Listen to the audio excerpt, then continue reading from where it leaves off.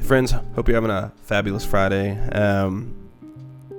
This is a request by Something Really Cool.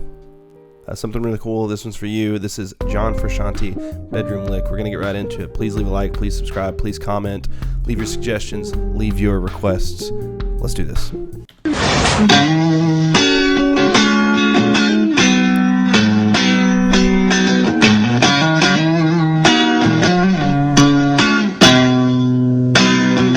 He is attacking the hell out of those notes. I also don't know what amp he's playing on. It sounds, and given that the quality of this video is like it was shot on a potato, but I think this is some kind of interview from what I can tell. I had a horrific time trying to find a full version of this, so just bear with me. This is the one that we get because I think based on what I'm seeing, I looked up some tabs, kind of associated with it. This is what part that gets tabbed and kind of broken down. So.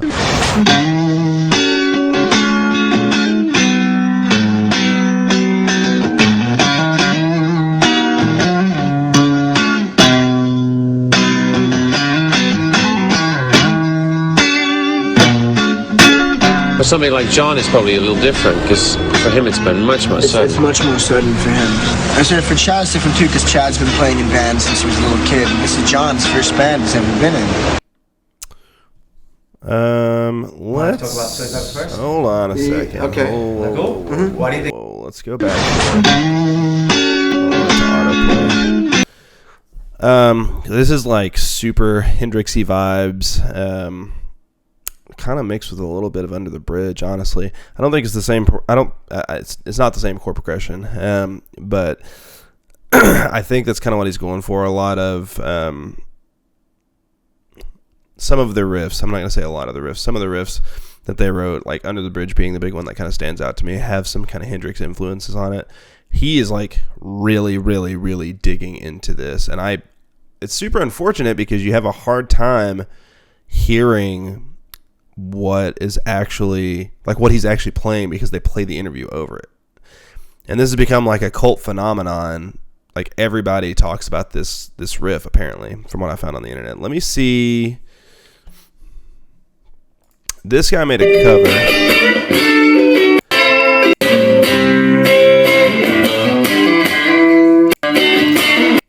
Let me go to where he starts in.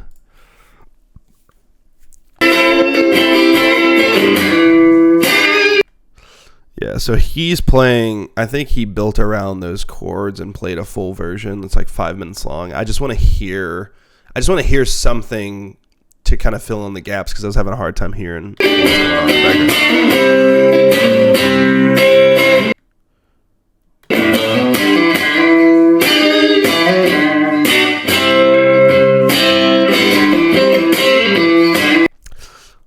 That lick, the Hendrix. Also, that chord that he's doing is like barred down the like he's barring down on I think the D. So he's thumbing the I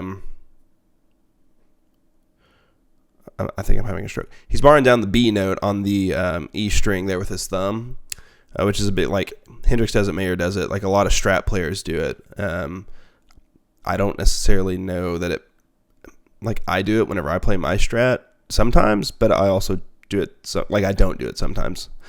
But he's hitting that B note with the on the E string there, and then barring down like D, G, and B strings with his index, and then fretting I think the 8th on the B there.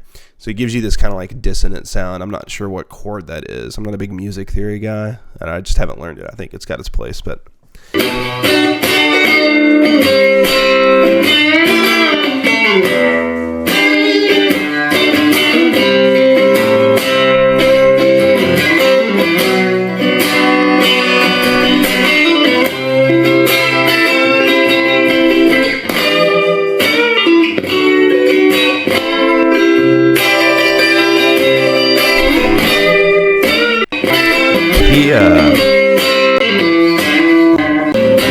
There's a lot of tension in that, like in the verse part in air quotes. it's like it's building, and then as soon as it hits the chorus, the tone changes and it becomes much brighter. It becomes there's a lot more high notes to it. They should definitely finish this. They should finish this song. This would be a banger.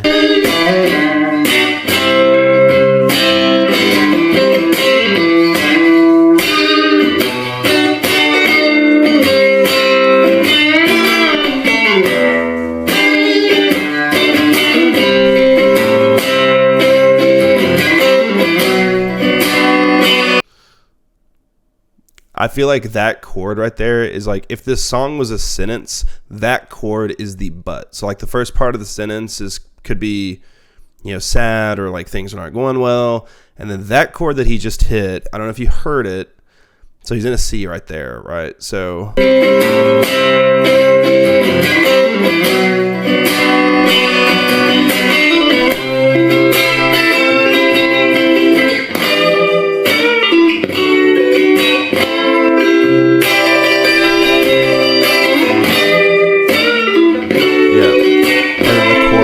the chorus part that he's playing just gets like way brighter and happier sounding. He's adding in a lot of notes on the higher E string there.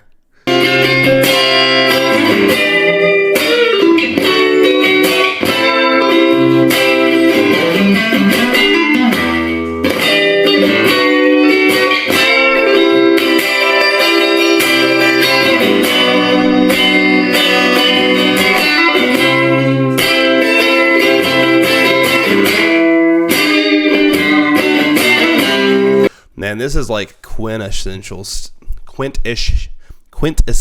Strat writing. This is everything that you want in a song played on a Strat. Like it's a great chord progression with a lot of good inflections, a lot of change ups, and extra notes kind of added instead of just playing like, you're not just playing like standard chords, you're not just playing standard bar chords or standard shapes. There's a lot of inflection and in the way that the extra notes are kind of added in there. I think what I'm seeing is that this is probably the best cover on YouTube, and that would make me think it's more true to that clip. I don't know that for sure, but it's like I said, I had a hard time finding a full version of that performance, but this is just really good, man. Like the playing is good, but the writing, like I said, assuming it's true to that clip, the writing is really good. If this guy wrote it, if he like extrapolated on that one little lick and kind of wrote into it, it's also really good. But even without words, like I feel like it's telling a story with the chord progression.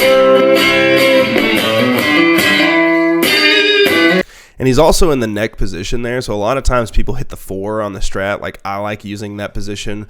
A lot of times that neck bridge middle position on a Strat is just heavenly. Like it's so good. And a lot of your popular songs use it, especially, like I said, I'm a big John Mayer guy, and I know that he sits there a lot of times. Sometimes you use it for different reasons, or I mean you use it with like different utility. So some people like John Mayer will play it like a kind of dirty clean, like a Klon boosted type signal, and it sounds really good. Other people like Corey Wong will play it almost entirely clean and turn it into a like kind of funk sound. So just really good sound. He's in the neck position here, which I think is interesting because it's way more full, a lot of low end, and it doesn't have that characteristic, like I don't know how to describe that sound. But if I played it, you would know it.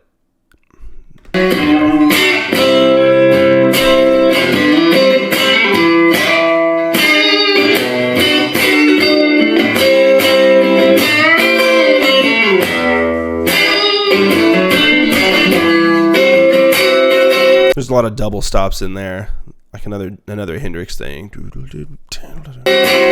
And he's attacking it right on that double stop. So it's, like single notes, the ba-da is a single note, boom, boom.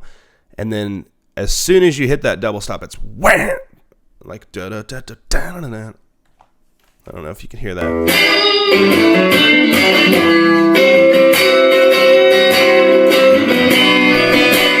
Back into the bridge. Different bridge.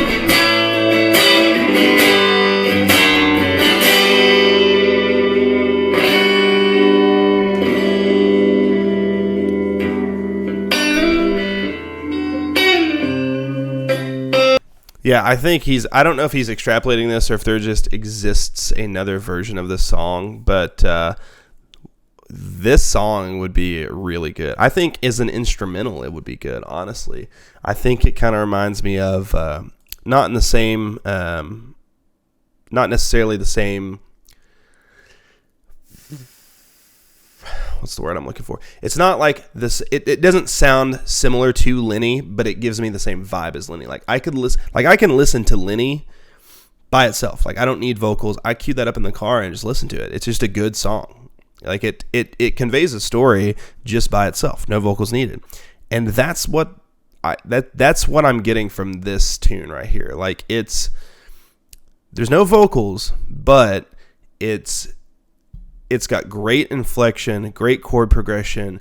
Like I said, this guy, Nick Weir, guitarist, I think has the most popular cover of this on YouTube. But man, this is good. Okay. That's an A+, man. Something really cool. You really knocked it out of the park on this one. I had never heard of this. I'm not a big Frusciante guy necessarily. Like, I like the Chili Peppers, because if you don't like the Chili Peppers, then you're probably insane and need to be locked up. But I've never been like a, dedicated follower of John Frusciante. I've just appreciated his work. I hear his solos, and I'm like, yeah, that's a really, that's a good guitar part there. This is probably my favorite bit that I've heard from him. Maybe it's, and I'm biased too, because I don't think they finished this into a song, and the only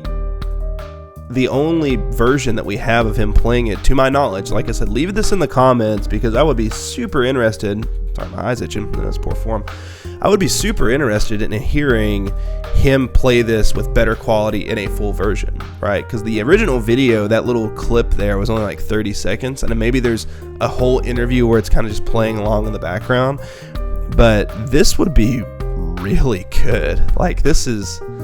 That's good stuff. That's a lot of good musicianship, and just, I have nothing bad to say about that. That is good songwriting right there. Anyway, I think that'll about do it. Like I said, I'm sorry it's kind of unorthodox. I was just trying to find a way to get this video done, but I couldn't. I was having a hard time finding a full version. So anyway, leave a like, leave a comment, subscribe, hit the notification bell so you know when we go live. Patreon, commission links, yada yada yada down below.